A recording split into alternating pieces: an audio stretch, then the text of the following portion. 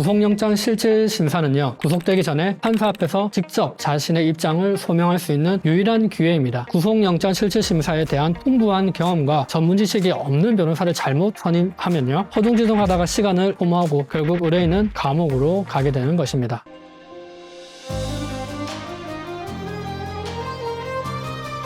법정에서는 치열하게, 의뢰인에게는 친근하게.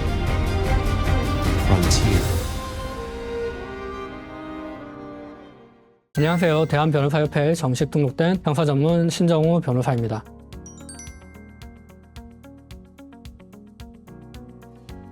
지금 이 영상을 보고 계신 분이라면 나 또는 내 가족에 대해서 구속영장이 청구돼서요, 구속영장 실질심사라는 재판을 기다리고 계신 분일 것입니다. 인생을 살아가면서요, 수사기관으로부터 구속영장이 청구되었다는 소식을 듣는 것만큼 당혹스럽고 두려운 일은 없을 것입니다. 내가 아닌 내 자녀나 가족에게 구속영장이 청구된 경우도 마찬가지겠죠. 구속영장 실질심사, 다른 말로 구속 전 피의자 신문이라고도 하는데요, 이러한 재판은 한 사람의 구속 여부를 결정짓는 절체절명의 순간인 것입니다. 이 단계에서 구속을 면하지 못하면요, 나 또는 내 가족이 차가운 구치소 안에서 방어권에 심각한 제약을 받은 채 재판을 준비해야 하는 것입니다. 그래서 오늘은요, 형사 전문 변호사로서 현장에서 쌓은 노하우를 바탕으로 구속의 요건과 구속을 피하기 위한 실질적인 대응 전략에 대해서 심도 깊게 설명해 드리고자 합니다. 만약 본인이나 본인의 가족이 구속영장 실질심사를 받게 되었다면요, 오늘 영상 끝까지 시청하시고 대응 방법을 알아가시기 바랍니다.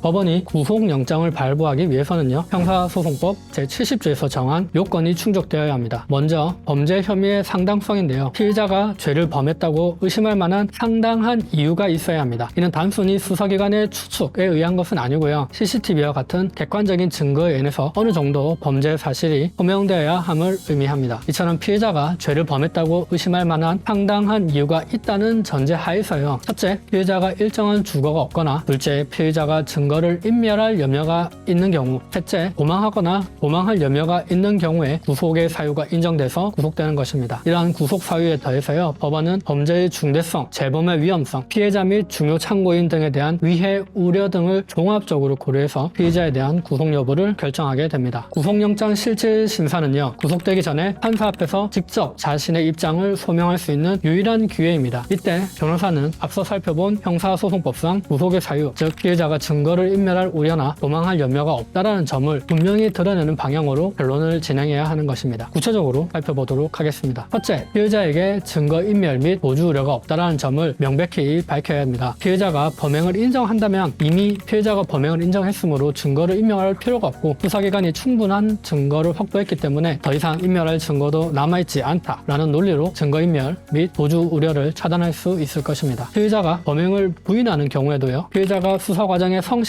참여해 왔고 향후 재판 과정에서도 충분히 혐의를 다툴 여지가 있다. 따라서 방어권 보장을 위해서 불구속 상태에서 조사받을 필요가 있다는 점을 논리적으로 설명해야 할 것입니다. 둘째, 피의자와 합의 및 피해 회복을 하는 것입니다. 피해자가 분명한 사기와 같은 재산 범죄나 성범죄, 상해 사건 등에서는요, 피해자와 합의가 구속 여부를 결정짓는 핵심 변수가 됩니다. 합의되면 구속 가능성은 급격히 낮아지는 것이죠. 합의가 되지 않았더라도요, 합의를 위해 노력 중인 정황 등을 통해서 재범의 위험성이나 피해자에 대한 위해 우려가 없음을 보여줄 수가 있는 것입니다. 셋째, 주거가 확실하다는 점을 명백히 설명하는 것입니다. 피해자의 주민등록 초본을 제출하고 재직증명서 같은 것들도 제출하면서요, 피해자의 주거가 분명하고 직장도 다니고 있는 점 등을 드러내서요, 일정한 주거가 존재한다는 점을 명확하게 밝힐 필요가 있는 것입니다. 저희 법무법인 프런티어는요, 전국의 지사를 구축해서요, 전국 법원에서 수많은 영장 기각 사례를 만들어냈습니다. 이런 경험을 바탕으로 앞서 설명드린 부분에 더해서 더 디테일한 전략도 말씀드리도록 하겠습니다. 첫째, 수사기관이 작성한 구속영장 청구서를 사전에 확보를 해서요, 수사기관에서 주장하는 핵심 주장과 그 근거를 전부 반박하고 가능한 증거도 첨부해서 변호인 의견서로 제출을 해야 합니다. 영장 실질심사 당일에 판사가 짧은 시간 안에 기록을 검토하기 때문에요, 핵심 내용을 요약한 의견서를 제출해서 판사의 심증을 흔들어 놔야 하는 것입니다. 둘째요, 사회적 유대관계를 소명할 자료를 제출해야 합니다. 가족들의 탄원서, 재직증명서 등 피의자가 우리 사회 사회 구성원으로서 성실하게 살아가고 있음을 보여주는 자료를 총동원합니다. 이렇게 가족이나 친구, 지인 등과 유대관계가 공고하다는 사실이 입증될 경우에는요, 도주할 가능성이 낮다고 판단돼서 영장이 기각될 가능성이 그만큼 커지는 것입니다. 세 번째로요, 건강 상태 및 가정 환경을 호소하는 것도 하나의 방법이 됩니다. 피의자가 구속될 경우에 남겨진 어린 자녀나 노부모님 등 가족의 생계가 곤란해진다는 사실, 또는 피의자 본인이 꼭 병원에서 치료를 받아야 하고 그렇지 못하면 치명적인 결과가 발생할 수 있는 질병 등 인도적인 사유도 재판부의 재량에 호소할 수 있는 요소가 되는 것이죠.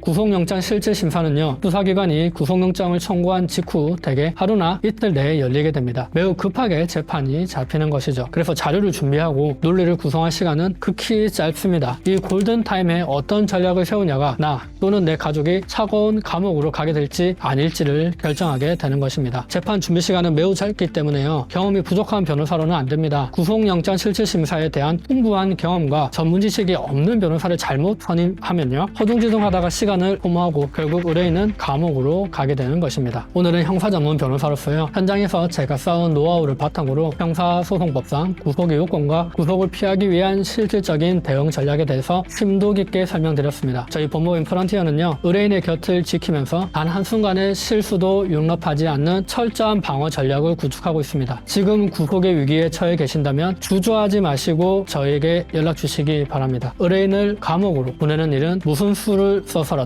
막아내겠습니다. 이상 형사 전문 신정우 변호사였습니다. 감사합니다.